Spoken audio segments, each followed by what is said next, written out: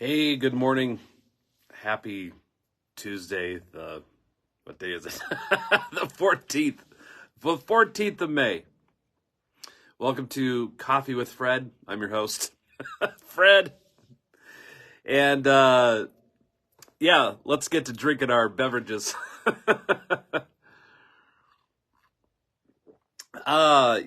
So today I'm going to talk about art and technology, where they either collide or coincide or live together.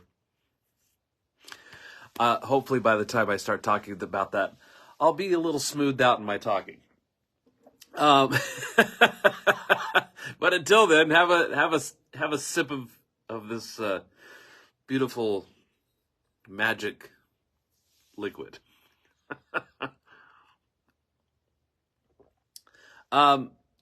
So I just got this new iPhone 15. Mary picked it out just a few days ago.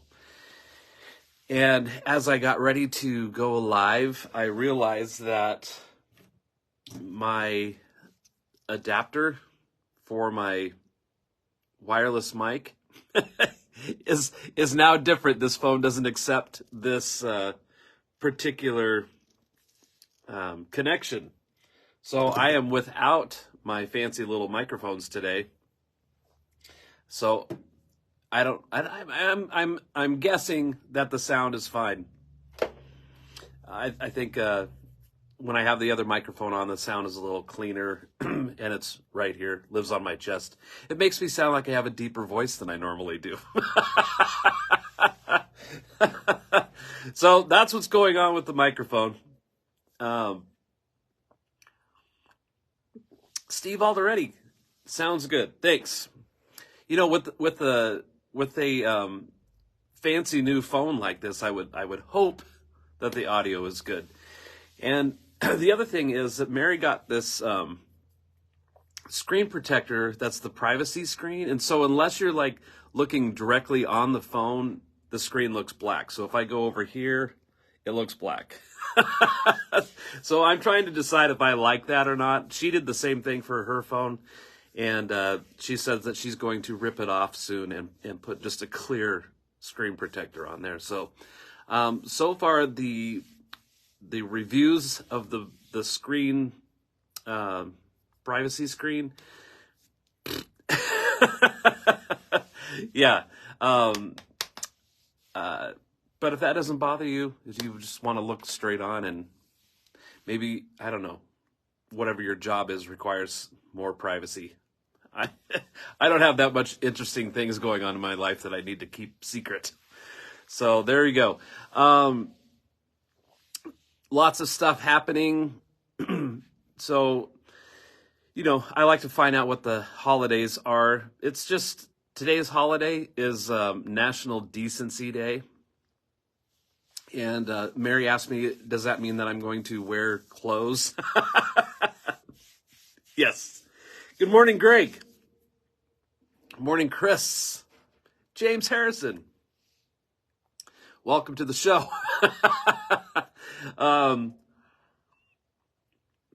Couple birthdays. Today is CeCe DeVille from Poison, his birthday today, and Mike Inez from Alice in Chains, his birthday today. Lots of cool stuff happening over this past weekend. I think all of us are aware of the Aurora Borealis that happened, also known as the Northern Lights. I didn't know that this thing was a thing until I was on Facebook late in the evening Friday, and people had started posting pictures of that, and Mary said, oh yeah, let's go check that out. So we drove out to the Stage Stop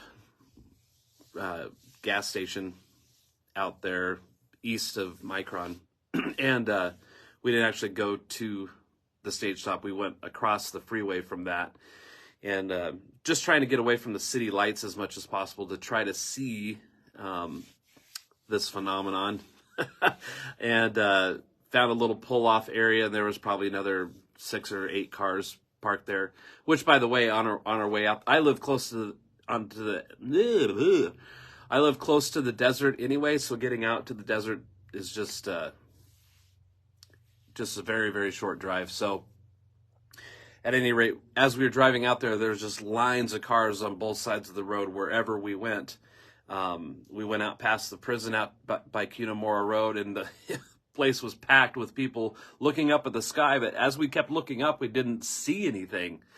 And so anyway, we got out there past the stage stop. And so when I was looking, it just looked like a very faint streak of light going through the sky. I couldn't make out any colors or anything. And there was another guy out there who had a really nice camera on a tripod, was taking pictures. And he said, "You want to see what they look like?" So Mary and I and my kids, were able to look and see. And then you could really see the color in his photo. And he said that, our eyes have trouble adjusting to color in the dark, but the camera does not. So that's why the camera picks up those colors so vibrantly. So when I took a picture with just my phone, I didn't do any crazy different settings or anything on there. I just simply took the picture, and all of a sudden you see all this color. And we thought that was pretty cool. It also got cold really fast. So after a few minutes of being out there, we decided to head back home. And as we got home, the moon looked fantastic. And so Mary wanted to pull over and try to get a good picture of the moon. And when we did and got out of the car, now it's probably midnight-ish. And you could see visibly with the naked eye the different colors in the sky, and I thought it was just really beautiful. And then, of course, the camera picked it up even more, and it's a really cool thing. And I know a lot of people that I saw posting about it all over the U.S. I had friends down in Alabama that could see this aurora, and of course you see that sooner because they're in a different time zone, and it's darker for them. So I thought, this is pretty awesome. I remember seeing the Aurora Borealis when I was a little kid. I think I might have been 10, maybe. And you could see the Northern Lights really well from our backyard. And I remember not really understanding what was going on. So for me as a little kid, it kind of freaked me out a little bit. And then Mary and I saw it again early to mid-90s. I know we were married, but hadn't been married for very long. Mary was still working at Micron, and so we were at one of the people that she worked with, the party that they were having. And when we left late that night, we saw those lights again. And then again this past weekend, I thought it was pretty cool and pretty spectacular. And we just had an eclipse recently too. Which in Idaho, we didn't see the eclipse that much unless you put on the glasses, and then you could see that happening. But I think it's just a beautiful thing to see and kind of cool.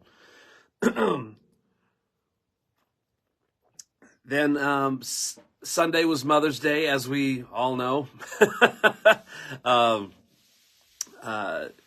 So Mary's band, Casio Dreams, played out at St. Chapelle Winery for Mother's Day, and it was packed, and the weather was perfect.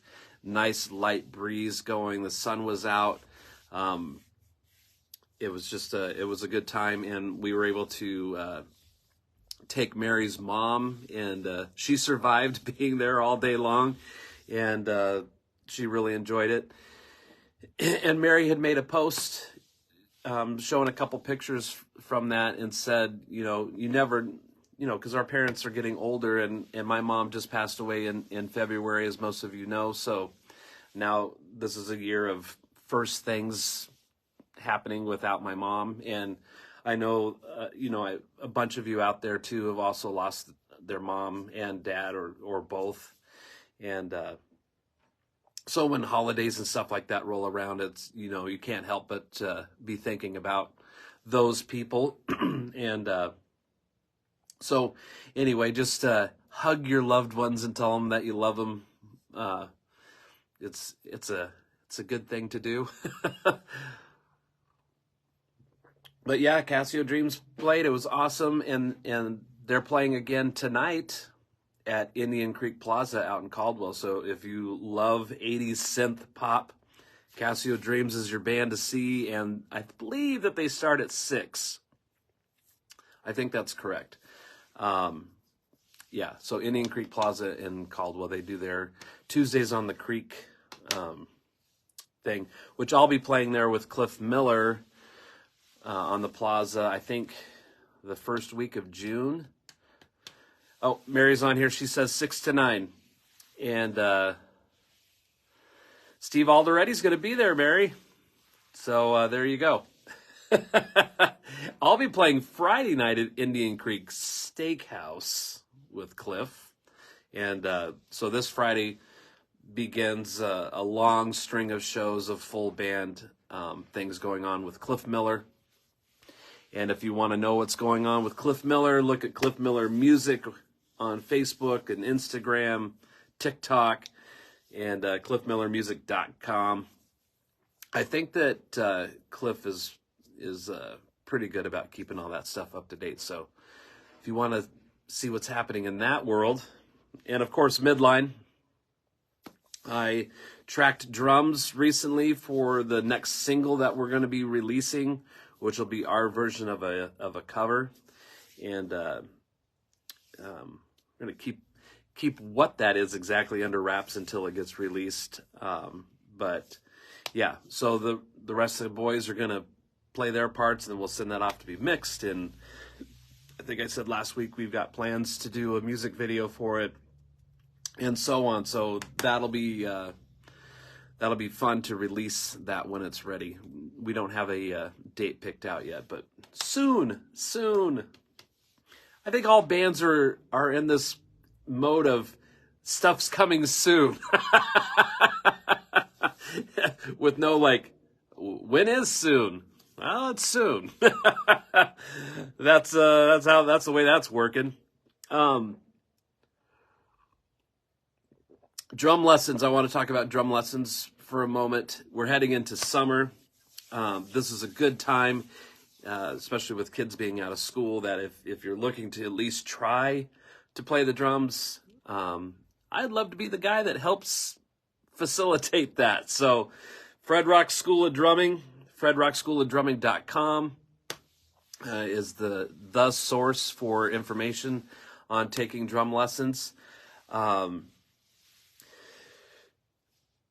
And I can also do online lessons. So what do you need to take drum lessons from me online? Internet connection. and not just an internet connection, but a really pretty decent, fast internet connection will make the experience better for sure. Having a laptop computer with a camera. And also if you can get a USB microphone, I can help recommend a couple different choices for that.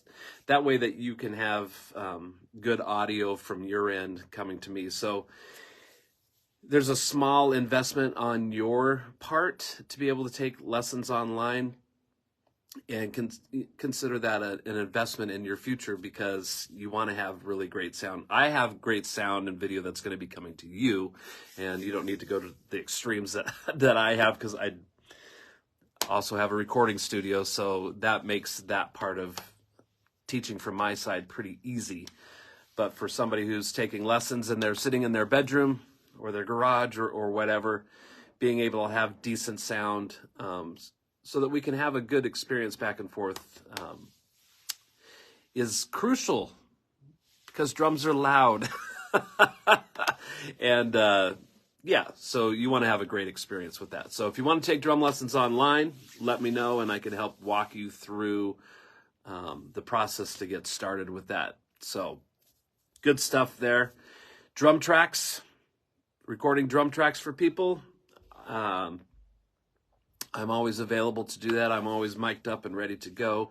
And this is a cool thing about working remotely, is that you can be anywhere in the world. You can send drum tracks or send music to me. I can record drums to them, send it back off. You can mix to your heart's content, or we can send you a stereo mixed drum track as well. So it would just be a plug and play thing. Gary says, good morning, Boise. Gary, are you back? You must be back. My buddy Gary Tackett here, returning from recording in Nashville. Now it's time to come over and record in Southwest Boise. Yeah.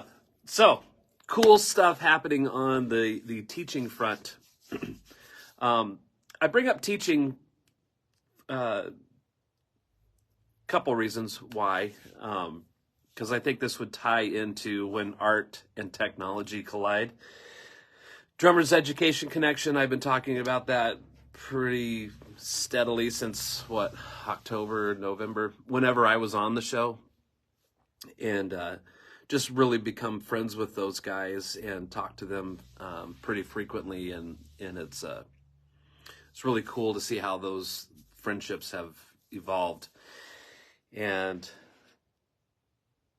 so last week they did a show on, when you're taking drum lessons, or their show is based upon, an already established really good drummer, should that drummer take drum lessons? And they all thought, yes, that they should take drum lessons, because they use Neil Peart as an example. Neil being the drummer for Rush, being regarded frequently as one of the best drummers to have ever lived. He's mentioned frequently in the likes of Buddy Rich and John Bonham. Very influential drummer. And this doesn't mean you have to like Rush or you don't like Rush.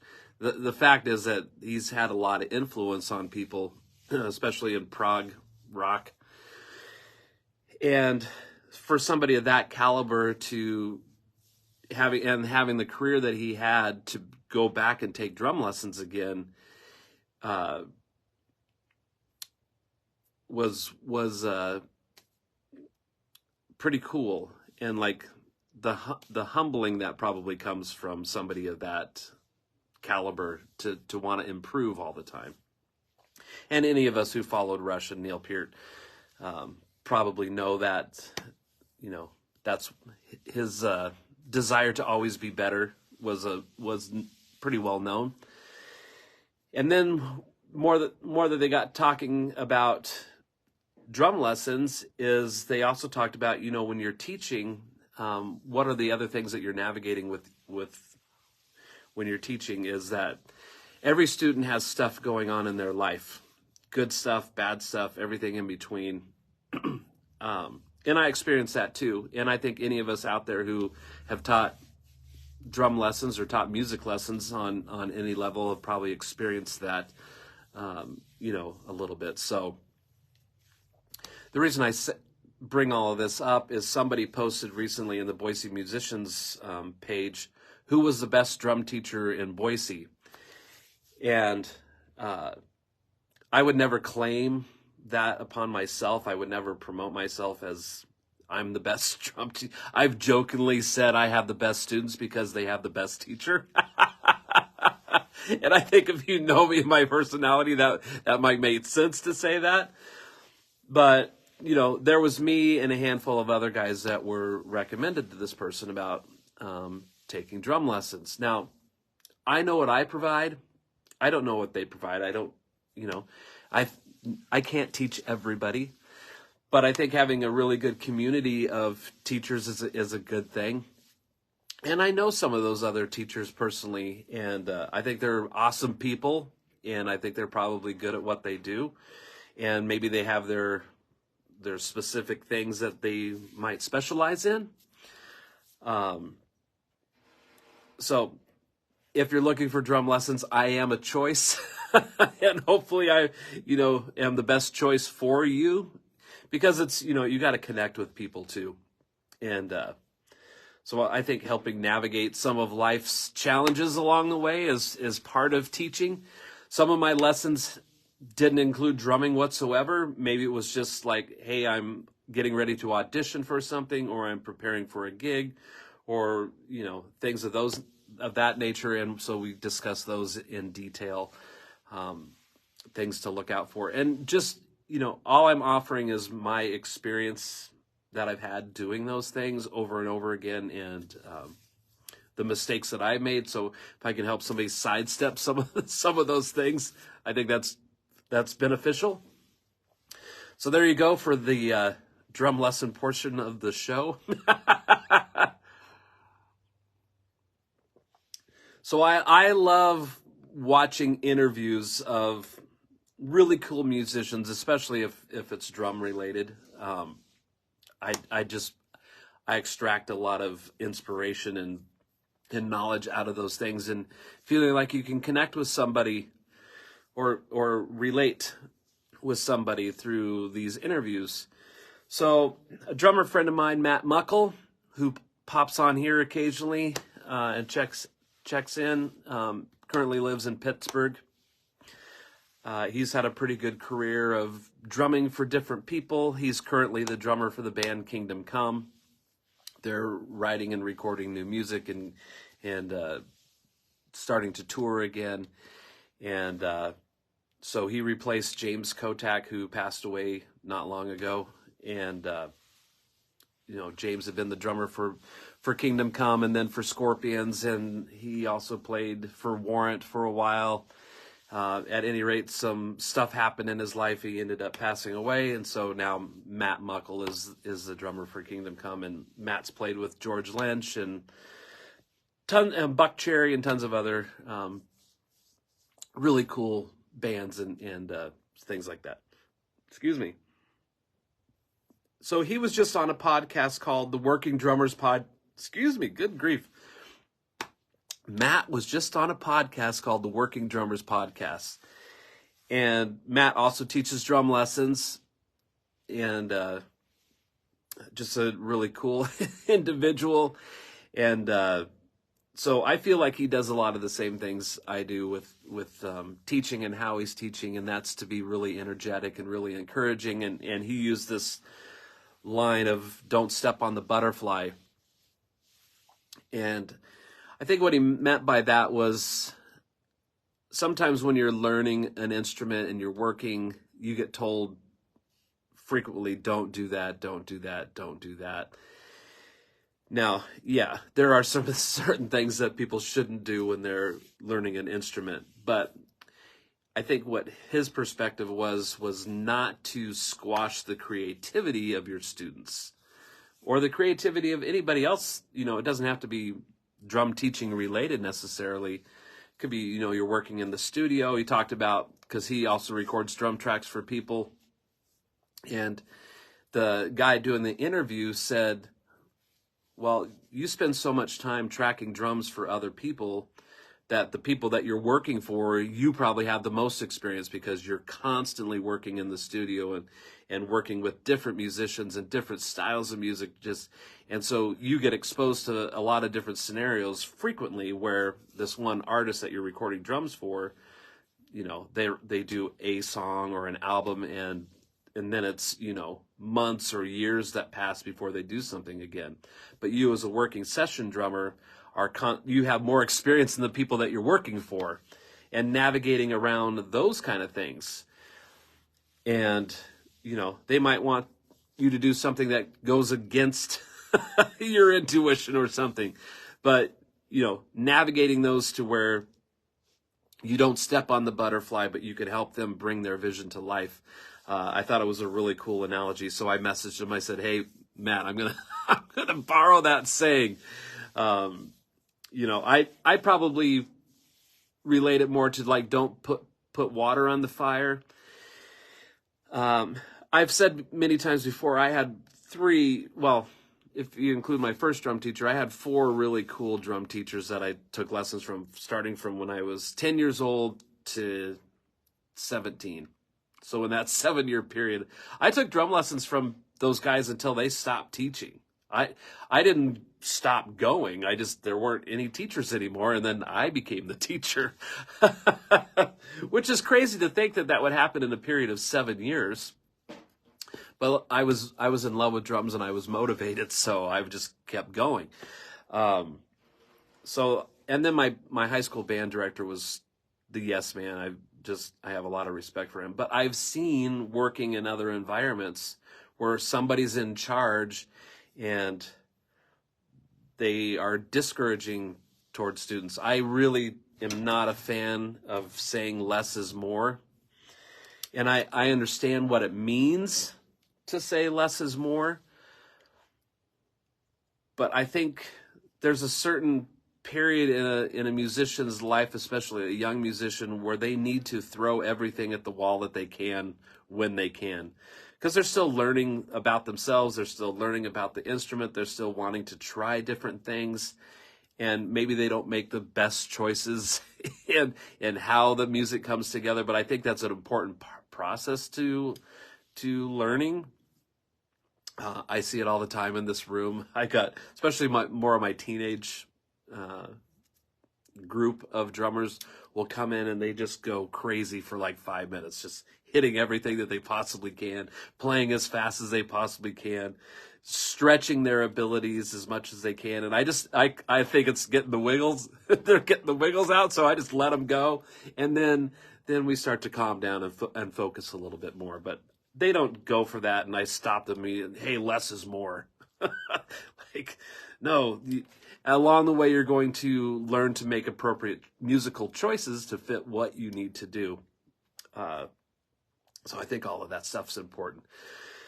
So in the Working Drummers podcast, I started having these different ideas when Matt was talking to the host, and I apologize, I cannot remember the name of the host. But if you want to watch, or it's just an audible thing, there's no video, but Matt Muckle, if you look up Matt Muckle here on Facebook, I'm not sure if his page is private or not. I don't remember. But at any rate, he just posted it yesterday, this interview, and I'm sure that you could Google search Working Drummers Podcast, Matt Muckle. Lots of great stuff in there. You could get to know who he is as a drummer and some of his philosophies and ways of thinking, which I really connected with because I think so much of what he said is in alignment with what I think in my approach. It's really great stuff. And he's a very energetic person to listen, talk, and it's good stuff. So when art and technology collide, that's what I called this episode. I did that maybe to help grab some attention a little bit, but art and technology don't have to slam into each other and be this thing that can't work, because we all know that they can. I think it's a mindset thing. And of course, it depends on what level that you're playing music, what's important to you in music. There's so many things to consider. There's no way that I could think of them all, or even the ones I can think of, to actually touch and hit the high points of all of the things, because there's just probably thousands of ways to look at this. So there's people who think in an old school way, which I'm not saying is totally wrong. Then there's people who think of all the new school way, or the way that things move now and how all of that works. And so they ignore a lot of the old school way of doing things, which is not totally wrong either. Then like the third option is, now we know that AI is starting to infiltrate things, and that I think needs to be looked at as a tool, but not to become you. I think there's a difference there. You want to use tools that are available to us wisely. Like, AI could write a song for you. Now, what would be the purpose of that? You didn't write it. You put in an idea and hit a button, and it calculated something and spat it out. Which is a little scary, because some of that stuff's actually really good, but you didn't make it. A computer made it. So that's a whole nother world. And I think that could be a little scary in how that works. So we'll try to remove the AI equation out of this discussion, but I did want to say that is something that's already happening. In fact, I don't know if it's true or not, because I didn't research it on my own, but I heard that Randy Travis has a new song out, but he didn't actually sing it. It's an AI-generated Randy Travis voice. I heard that that's the case. If anybody knows that to be true or something contrary, let me know. But yeah, that's happening. It's a real thing. So old school way of thinking. And I look back fondly on some of the old school things, having a physical album in my hands and putting that in a player and listening and being totally engrossed or immersed in that body of work. I really miss that part of how music used to be. Because now you just go, oh, so-and-so released a new song.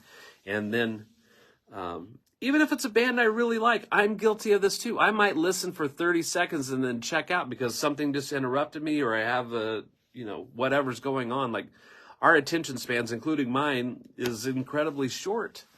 But that's the world that we live in. So now we're trying to figure out how to live in the 30-second world, or the 3-second world for that matter. Old school way of thinking about how you promote stuff is completely different. But technology has tools available to us, and many of them free, to live in today's music economy, I guess, if you want to call it that. I know some people are really resistant to it. They'll say things like, I hate social media, or whatever that is. And if that's how you feel, that I'm not here to convince you otherwise. I just look at it as a tool that's helping me along the way, and it's actually something that I enjoy. And for a lot of the reasons that people hate social media, I've tried to, not only my own social media presence, but people I follow and stuff are pretty positive, and I've removed so much of the negative things out of my social media that for the most part, it's like 98% exactly what I would want to see. Music related stuff, my friends doing awesome things. I talked last week about, are you happy for other people's success? When I see, Greg just popped up here. I haven't read your comment yet, Greg, but when I see that Greg's doing stuff at his studio, I'm like, right on. That's awesome. This dude is living his life, and he's immersed in music, and I know that he teaches music and records music and does these things, and that's his life. That, I think that's pretty awesome. So when I see Greg doing that kind of stuff, I like seeing that.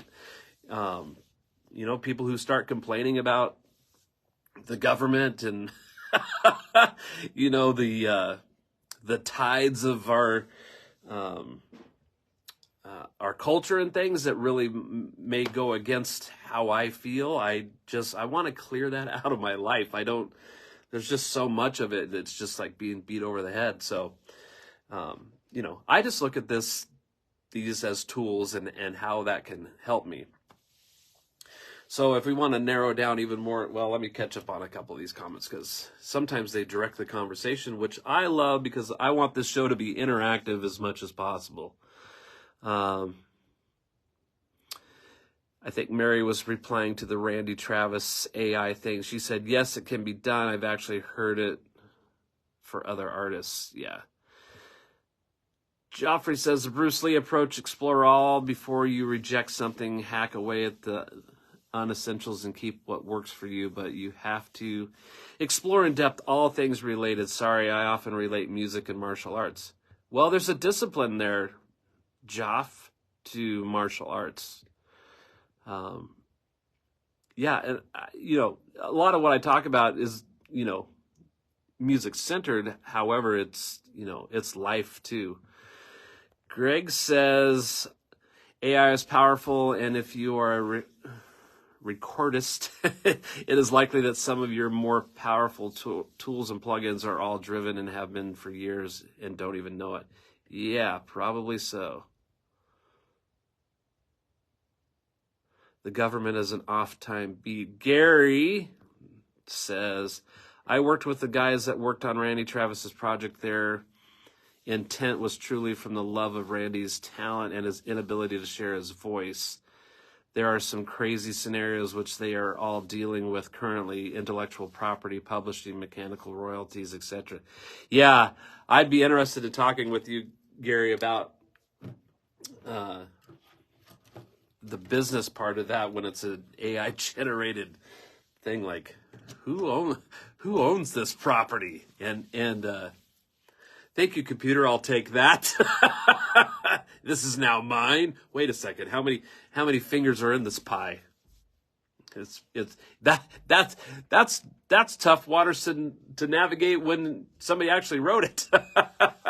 So there you go. Some of what Matt Muckle was talking about in the Working Drummers podcast was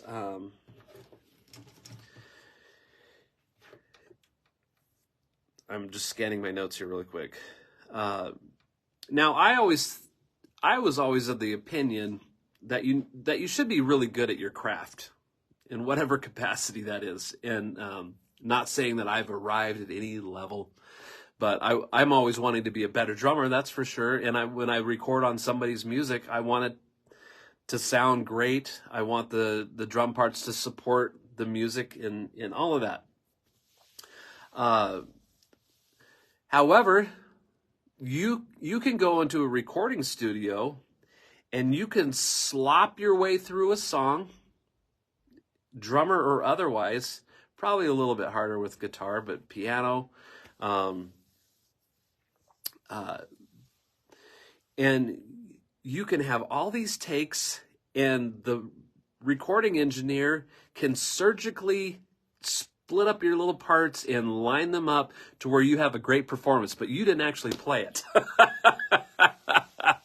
So that happens because in the world of digital recording, you can do that.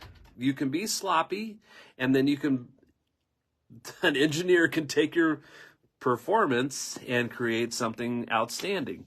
That's pretty crazy to do. I, on the other hand, from a drummer's perspective, and just out of respect for myself and what I'm trying to do, I wanted to be able to play a song from beginning to end, and have one performance that supports the song and is really, really great. And I like to try to get that done in 1 to 3 takes if I know the material really well. As soon as you start punching in, anybody that's been in and around the recording process, even with the small drum set, you have cymbals that are still ringing through, the decay of toms and things like that. So punching in and out can be very, very tricky when you're dealing with sounds that are running and crossing over. So it's best if you can get one performance. However, it's still possible that you could be a sloppy drummer and record something, and then the mix engineer is cutting and moving and shifting things to where it all lines up and sounds like you actually played the drums. And then what comes in next, which is happening all the time, is drum replacement.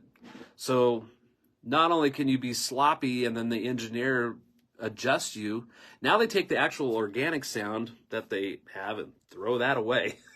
And now they just have all these transients, and they're replacing all of these hits with a sampled sound. We've heard of slate drums, and there's other programs out there that are available that I cannot think of off the top of my head. But one thing that Matt Muckle was alluding to in this conversation was all these people are using these same drum plugins, and so all these drum mixes sound the same. There's no identity to it. It's just very generic drum replacement stuff, which sounds great. To be honest with you, it sounds really good, but it's not that organic drum sound. And so he was talking about, when you listen to old Led Zeppelin records, even if it's just a drum intro, you hear that and you immediately recognize that's John Bonham. If you hear a drum intro to a Van Halen song, you instantly recognize that as Alex Van Halen. Same with Rush. A lot of groups, Pink Floyd had a sound to their drums. Not just the drums, but, then you get to the vocal identity and guitar tones and all of those things, which all of you who are my musician friends on here can relate to. So I think that's a an example where maybe that art and technology are colliding a little bit, because now there's nothing identifiable between any of that. Now, I will say that, yeah, those things have their place and purpose, and it's another tool. I'm sitting in a room that was designed to record drums. And I have a very nice drum kit that's tuned well. And we have really nice microphones that are placed well. So you got to have somebody who can play, a great sounding kit, great mic placement, and a great room, which most people don't have. Maybe they have 2 out of those 4. Maybe they have 1 out of those 4. Maybe they have none. You know, there's so how many tools do you need to create something that's workable? We try to have use the fewest tools possible, I guess you could say. So the last 2 midline songs that you hear and the stuff that we recorded at the Mix House prior to that, there's no drum replacement sounds happening. Those are my drums, which is cool. And that was my goal, was to be able to provide drum tracks that sound really great, that you don't have to discard or support in some other way. You know, that exists for recording guitars too. Now, you can record guitar, and then you have all these different plugins within your software. You can choose whatever amp in the world you want to use, and cabinet, or all these different combinations are instantly available to you for a small price. And some of these plugins are free, but it gives you a lot of options. Now, do you need that many options? I don't know. I'm not a guitar player, but you know, I know in the bands I play with what I would hope to hear from the band you're in, and accomplish those things. So, but I think what I'm getting at, and what maybe Matt was getting at, is that the tools we have available are starting to make up for our lack of ability or lack of talent. So then we get a little bit of a false sense of who we are as musicians, if you could be really sloppy and out of tune, that through the magic and wonders of technology make you sound good. But if you sound really good from the beginning, then everything is just so much better. The end result is a lot better. You guys get what I'm saying? You feeling me? Let's catch up here. So that was Gary and Mary, Mrs. F, the producer. It seemed like it's an artist like Randy Travis gives him permission to mimic his voice. That's different than somebody just flat out stealing that person's voice for their own gain. Yeah, and Mary, I think, you know, to Gary's point, you know, now you're going to deal with intellectual properties, publishing, mechanical royalties, all of that stuff. Gary says, coffee Saturday. Have a great week. Saturday, maybe Gary. I'll have to check with the general manager, because we have a bunch of high school kids coming to record here on Saturday, so I may not be. I'll text you. I'll be in touch. Greg says, if you listen to the X for an hour, 90% of what you hear from drums is slate trigger too. Yeah, see, it's all been watered down. Joff says, I need to buy one of those hats. Come get it, buddy. Or remind me when you're here. I think I have a few of them still. Yeah, good stuff. So drum replacement, you know, everything starts to sound the same, because they're all, just like Greg said, they're all using the slate drum packages. And I mean, you can tweak and manipulate those too to your heart's content, but I'm just saying that, you know, if you're a musician and an artist and you have these little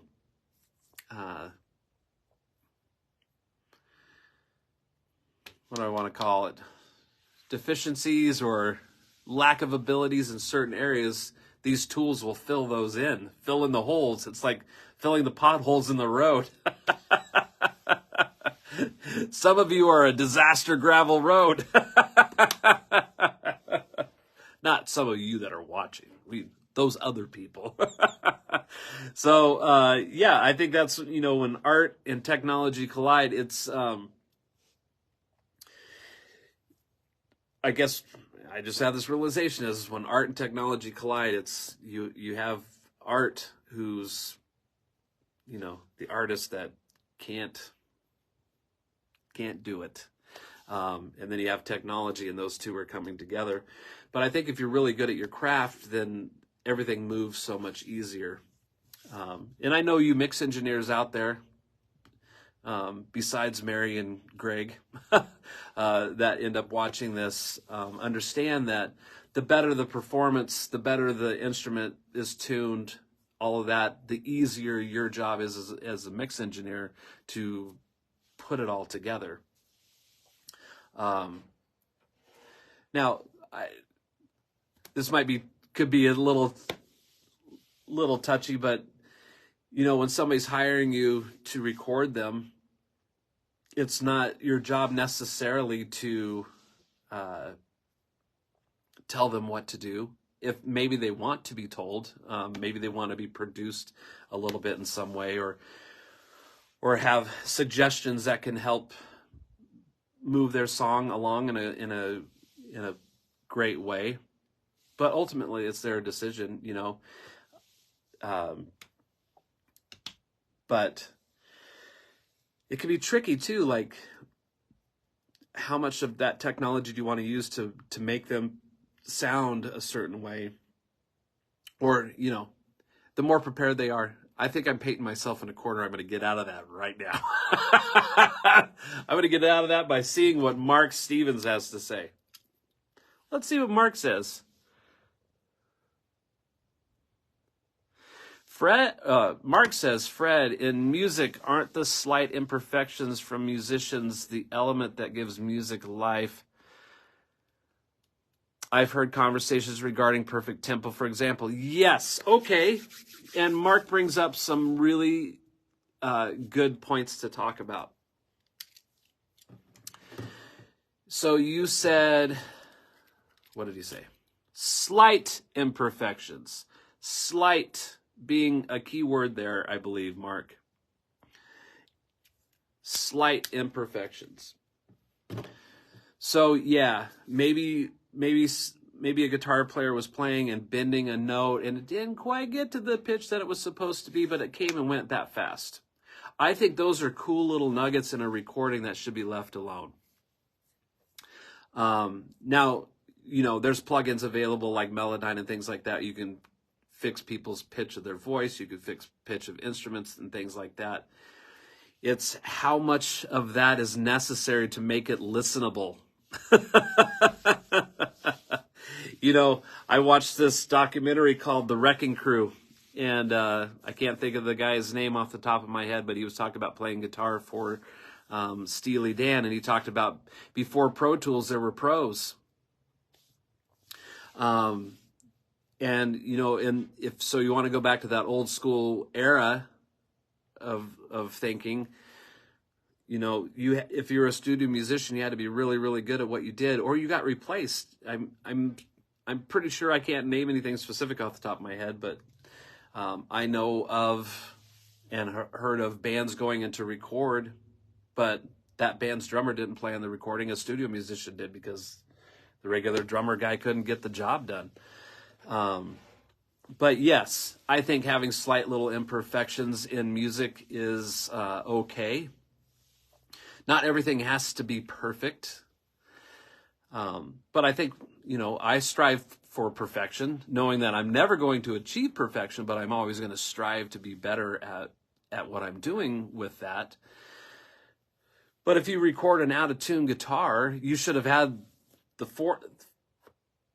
forward thinking or the foresight or whatever word is appropriate to tune that stupid guitar before you recorded it. You know, that's not a slight imperfection.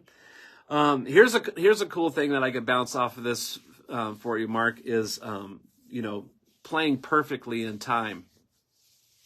Now, this is a debate that happens specifically primarily amongst drummers, I think, but playing to the click or not to the click. I believe that in the current environment of recording and performing and all of that stuff, that playing to the grid is essential. You know, I talked earlier in the show about providing drum tracks for anybody in the world. So they send you music and you record to it and send it back. And maybe they're using other musicians somewhere else. Maybe, let's just say somebody in England hires me to record drums, and then they hire a keyboard player from New York, and they hire a guitar player from Canada, or whatever. None of us ever meet each other. We're not in a room together. So who's in charge of that tempo? Something has to be. So if you play to that click, now we all have a reference, and we're all going to be obedient to where we're going to be committed to that. Now, can it move a little bit within that? Yes, it absolutely can. But I've said this before. I had a recording engineer, producer in LA pull me aside on a recording session when I was in my early 20s. Took me 8 hours to record the first song. That's a lot of studio time in Los Angeles, being eaten up by a drummer, this drummer, who couldn't play to the click, who ego got in the way to think, yeah, I have pretty good time, that shouldn't be a problem, having not practiced to it at all. This guy pulls me aside and says, look, if these weren't your friends, I would fire you from this session and get somebody that could do this in 5 minutes. And that freaked me out. And also, he said, you need to learn. Well, he asked me a question. Do you want to be a drummer or a drummer that makes money? And I said, well, I want to be a drummer that makes money. And he said, then learn to play with the click. And that wasn't something that happened overnight. It was a process to be able to do that, to play to the click and it feel good, which is not impossible. Any of my pro drummers here that watch this know exactly what I'm saying, that you can play to this thing clicking away in your ear, and it's not a problem, and it feels great. If somebody's trying to play to that and they say it's mechanical, they're not practiced in doing that. I know this from experience. And it's not experience I got last week. It's experience I've had now over the last 20 years of doing this. So 20 years of experience in that circle has led me to believe that I'm right. So, but, you know, if you want to record and you're not going to use a click or play live and not use a click, go for it. But be really good at keeping time. I think it's, you know, drummer has to have really great tempo and timing responsibilities, as does everybody in the band. It can't just all be on the drummer. Like, if everybody has a really great sense and awareness of time and can also keep the adrenaline in check, then you're good to go. You're good to go. And I'm glad you brought that up too, because for a really good example, this just happened yesterday. One of my students is learning a Red Hot Chili Pepper song. The song is called Can't Stop. Bum bum ba bum ba bum ba bum bum dum dum dum dum dum boom. That's my poor singing of trying to sing the melody and the rhythm. Chad Smith, awesome drummer, Chili Peppers, awesome band. So my student Jacob is wanting to learn this song, and he said, I practiced this song and I tried to find to play the metronome, like start the metronome with this, like find the tempo, and it always gets off. And I said, okay, well, you go play along. And I grabbed my little handy dandy metronome I have sitting right here, and I clicked it off. I did the tempo tap. 91 beats per minute. And it stayed at 91 beats per minute for like 40 seconds, maybe a little bit longer. Then I noticed that my click was slow compared to so the band was speeding up. But they didn't go from 91 to 110. That whole song gravitates over the period of the entire song from 91 beats a minute to 93. That's a 2 beat a minute change in the song over the course of, I don't know, that song's close to 4 minutes long. That's pretty dang good timekeeping to live right there. And there were some spots where it slowed back down to 92 or whatever, but they were staying right here. This lane was just slightly moving the needle just a little bit back and forth. They didn't just start here and then they got a little faster, they got out of control. Those guys, that's a pro recording. Those are pro people that recorded it, not to a click. So awesome feel, also timekeeping responsibilities. And I mean, even if I was just listening to that, the tempo was so steady that without putting a metronome on it, I probably would have assumed they played to the Met when they recorded that song. So hopefully that helps. James says AI will get you out of that corner. The corner I painted myself into.